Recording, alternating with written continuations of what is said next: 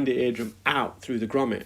Now, there was a potential risk that this grommet may also be forced out, but it was a risk after consulting with Mr. Rajali that it was worth taking, because this infection is just being persistent, and by what I described to him, the grommet was really, really in situ. You can see it's really, really embedded. So there was a risk, but I didn't think that was going to happen, and we needed to get as much fluid out as possible because my auntie was still experiencing really severe symptoms. It was like she was underwater. It was painful. It was embarrassing almost for her, because she was saying that, you know, she wakes up in the morning, she got all this discharge in her pillow, and during the course of the day, her ear's weeping.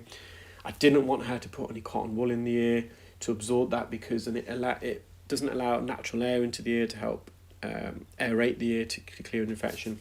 So we did this now multiple times. I cleared it, and then I got my auntie to use the Otovent nasal balloon. We're probably here for about 40 minutes in total. And you can see that grommet is in such an awkward position because of her ear canal anatomy. It's kind of almost hidden behind the floor of the ear canal. So it's difficult getting access to. Now, again, you can see all that fluid. My auntie used the Otovent nasal balloon. She ejected more fluid out. And every time she was doing this, she felt better and better and better. She could feel the fluid actually being pushed out of her eardrum. And she could hear things getting clearer and louder, which is great.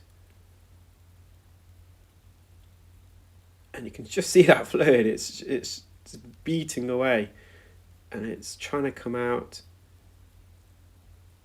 And it just needs a bit of help. It needs mounted to blow a nose using the Otovent nasal balloon.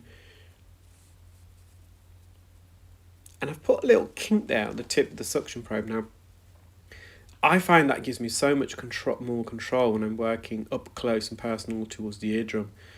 It gives you a bit of depth perception as well, because you can judge by the angle where you've made the kink.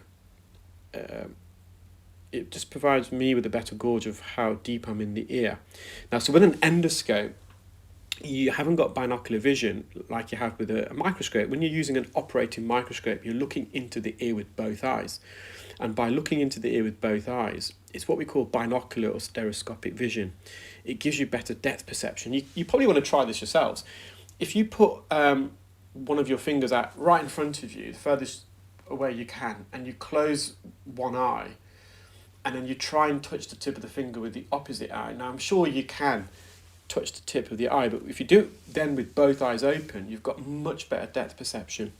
With an endoscope, unfortunately, you don't get that, because although you're looking with both eyes, you're looking at a 2D monitor, although there are now 3D endoscopes out on the market, but not currently, can't really integrate it at the moment with the technology that we're using with the iClearScope.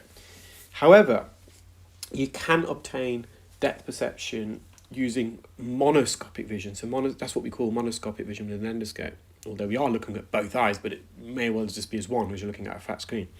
And you do that by using a phenomenon called motion parallax. So motion parallax is the best way to describe that is if you're on the motorway. And before I explain that, you can see again my auntie's used the Otovent nasal balloon. She's squirted fluid out of her middle ear, and it's just collected in a puddle. That's a great illustration there, and you can see all the air bubbles. And some of it's getting